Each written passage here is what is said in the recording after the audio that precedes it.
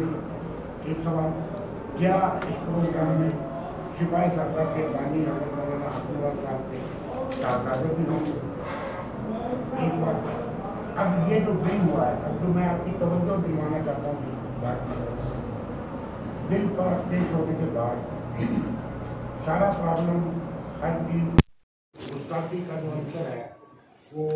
آپ بھی جانتے ہیں، میں بھی جانتا ہوں، نام لے دیتا ہوں حضرت فاروق سرکار کی طرف بھی زیادہ ہوتا ہے۔ اب ایک دوسرا والا شاید کی طرف ایسا واقعہ رونما ہوا حیدرآباد میں ہوا، وہاں یہ اسٹیپ لیا گیا کہ جی ہم نے حضرت عمر فاروق کی شان میں گستاخی نہیں کی، عمر بن سعد کی یہ کہا ہے، تو وہ علماء کرام بیٹھے، تاجران بیٹھے، وہ انہوں نے پرچہ اختیار خارج کر دی۔ اب یہ حیدرآباد میں جو کچھ ہوا اس کی ویڈیو بھی آپ نے دیکھی ہوگی، میں نے بھی دیکھی ہے،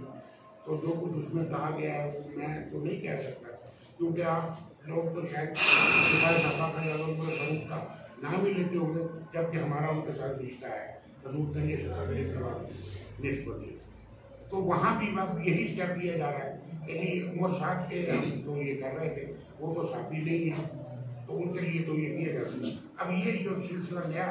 شروع ہو رہا ہے اس پہ آپ کیا کہیں گے؟ میں سمجھتا ہوں دو ملک کے بڑے قانون ساز اداروں سے اس بل کے منظور ہونے کے بعد ہم تو خوش ہیں، پریشان وہ ہیں، وہ اگر اس بل کے خلاف بولتے ہیں تب بھی ان کے خلاف بات جاتی ہے، انہی کے بندے ان سے پوچھتے ہیں کہ جی یہ اہل بیت کے تحفظ کا بھی بل ہے، ہم کس کی بات کر رہے ہیں؟ یہ بات کر کے تو ہم اہل بیت کے بھی گستاخ بن رہے ہیں، ہم نے تو کل تک اپنے آپ کو محب اہل بیت ظاہر کیا، تو ہمیں یا کم از کم اتنا کہیں اس بل کے اتنے حصے سے اتفاق ہے، اتنے کے ساتھ اختلاف ہے، تم سارے بل کی مخالفت کر رہے ہو، اس میں اہل بیت کا نام ہے، یہ بات بھی ان کے خلاف جا رہی ہے۔ جب وہ یہ کہتے ہیں کہ جی اس کا ناجائز استعمال ہوگا تو میں ان سے کہتا ہوں تم جرم نہ کرو، تمہیں کیا فکر لگی ہوئی ہے؟ ہمیں تو کوئی فکر نہیں ہے، تم جو ہمیں آج تک کہتے تھے یہ اہل بیت کے گستاخ ہے، ہمیں کوئی فکر ہے؟ ہمیں کوئی فکر نہیں، اس لیے کہ ہم نے گستاخی کا تصور کرنا ہی نہیں ہے، ہمارے ہاں گستاخی ہے ہی نہیں، اس لیے ہمیں کوئی فکر نہیں ہے کہ ہمیں کوئی اس کا ناجائز استعمال کر کے کہہ سکتا ہے جی اس نے اہل بیت کی گستاخی کی ہے۔ تو جب قانونی راستے ان کے بند ہو گئے، سارے راستے جب ان کے بند ہو گئے، میں بڑی معذرت کے ساتھ آپ کی موجودگی میں کہنا چاہوں گا وہی 80 اور 90 کی دہائی کے حالات پھر ایک مرتبہ پیدا کرنا چاہ رہے ہیں، کس لیے کہ جب قتل و قتال ہوگا اور قتل و قتال میں پھر جب دونوں طرف سے لوگ مارے جائیں گے، میں اپنی کمزوری کا تو اعتراف کروں گا کہ ہم نے 12,000 جنازے اٹھائے ہیں، مگر ہم دنیا کو باور نہیں کروا سکے کہ ہم مظلوم ہیں۔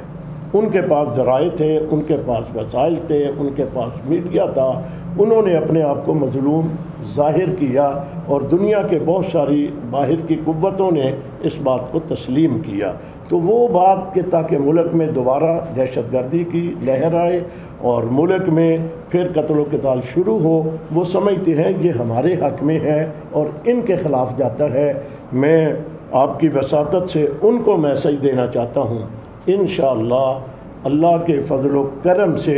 میں نے اپنی حکمت عملی سے جیسے پہلے ان کی سازشوں کو جو اس ملک کے خلاف وہ کر رہے ہیں ناکام کیا ہے، انشاءاللہ اس موقع کے اوپر بھی ہم ان کی سازش کو ناکام بنائیں گے۔ وہ ہمارا گھر کا معاملہ ہے انشاءاللہ۔ جی وہ اتفاق ہے، میں مولانا عبدالکریم صاحب کوئی ایمرجنسی میں لندن بیٹھے ہیں، حافظ عبدالکریم صاحب لندن میں ہیں، نواز شریف نے ان کو بلوا لیا، پتہ نہیں میری بات روز ہو رہی ہے، وہاں وہ بیٹھے ہوئے ہیں، اور مولانا عبدالاکبر چترالی صاحب انہوں نے کوئی معذرت کر لی ہے کہ میرا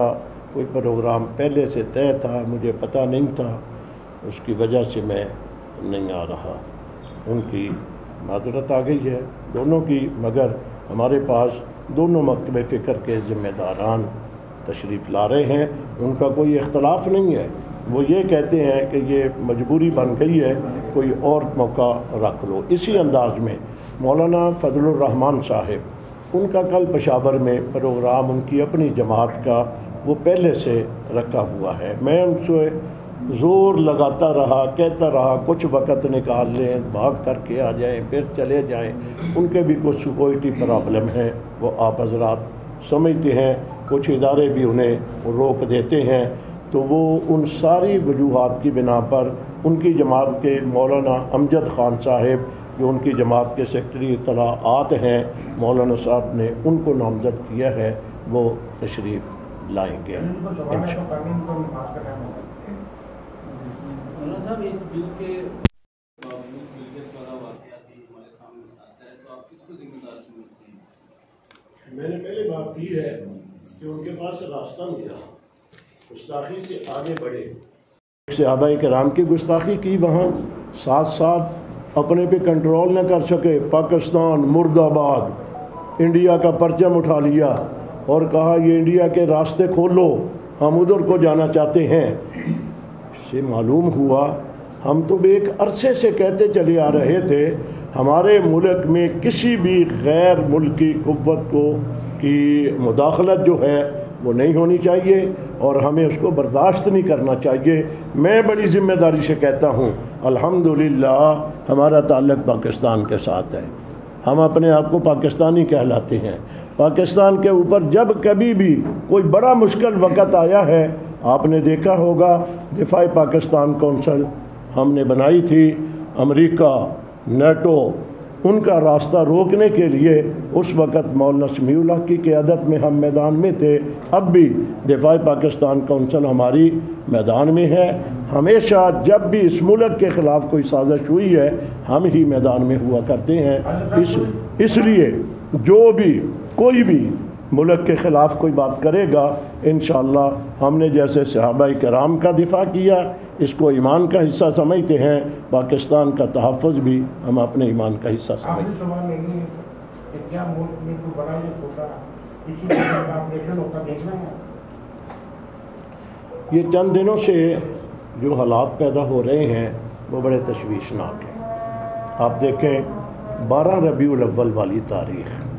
بڑی متبرک تاریخ تھی، مصنوع میں کتنا بڑا واقعہ ہو گیا، 60 سے زیادہ لوگ شہید ہوئے، بڑی تعداد میں زخمی ہوئے، ہنگو میں بڑا ایک حادثہ ہو گیا۔ اس انداز میں یہ میاں والی میں ایک چیک پوسٹ کے اوپر حملہ ہو گیا۔ چیک پوسٹوں کے اوپر تو حملے یکے بعد دیگرے ہوتے ہوئے نظر آ رہے ہیں، اور پھر آپریشن بھی آپ دیکھتے ہیں روزانہ کی بنیاد پر دونوں طرف سے ہوتے ہوئے نظر آ رہے ہیں۔ انتہائی افسوسناک صورت حال ہے۔ ان حالات کو دیکھ کر کے تو تھوڑا سا خوف سا محسوس ہو رہا ہے۔ آپ نے کل کا اجلاس دیکھا ہوگا، پیکس کمیٹی کا جو اجلاس کل ہوا، اس میں آرمی چیف بھی ہے، نگران وزیر اعظم بھی ہیں، جو گفتگویں ہوئی ہے، جو باتیں ہوئی ہیں، وہ ذرا یقیناً میں اس کو دوسرا لفظ تو نہیں کہہ سکتا، وہ پریشان ہے، پریشانی کا علاج کرنے کے لیے وہ کہتے ہیں ہم آخری حد تک جائیں گے، مگر آخری حد تک اس سے پہلے بہت جایا جا چکا ہے۔ جنگیں، طاقتوں کا استعمال جو ہے یہ کسی مسئلے کا حل نہیں ہے، مسائل کا حل جو ہے وہ بالآخر مذاکرات ہی ہوا کرتے ہیں۔ میں کہنا چاہوں گا مذاکرات کے ذریعے سے تمام مسائل کا حل نکالنا چاہیے۔ ایک بندہ نے ایک سوال یہ کرنا تھا کہ یہ حکومت کی جانب سے اعلان کیا میں جو شہری ہیں ان کو یہاں سے بے دخل کیا جائے گا، کیا اثرات نظر آتے ہیں آپ کو ان کی بے دخلی سے؟ دیکھیں بہت بڑی تعداد ہے لوگوں کی جو پاکستان میں ہے، کوئی کل پرسوں ترسوں سے نہیں ہے، ان کی لمبی لمبی زندگی ہیں، نسلیں ان کی یہیں پیدا ہوئی ہیں۔ وہ ایک بڑا انتہائی امتحانوں میں مبتلا ہونے والا مرحلہ ہے، مگر کیوں کر رہے ہیں؟ کچھ حالات و واقعات ہیں، مجبوریاں ہیں۔ پھر بھی میں کہوں گا، پھر بھی میں یہی کہنا چاہوں گا کہ گورنمنٹ کو طاقت کے استعمال کی بجائے مذاکرات کا ہی راستہ اپنانا چاہیے۔ آپ دیکھیں گزشتہ دنوں میری معلومات ہیں کہ افغانستان کے طالبان نے وہاں سے کچھ لوگوں کو گرفتار کیا ہے جو ہمارے ملک میں دہشت گردی کے واقعات میں ملوث تھے۔ تو جب ادھر والے ادھر والوں کو، ادھر والے ادھر والوں کو یوں ان کے اوپر نظریں ٹکا کر ان کی گرفت کریں گے تو انشاءاللہ دونوں طرف سے یہ معاملہ رک سکتا ہے۔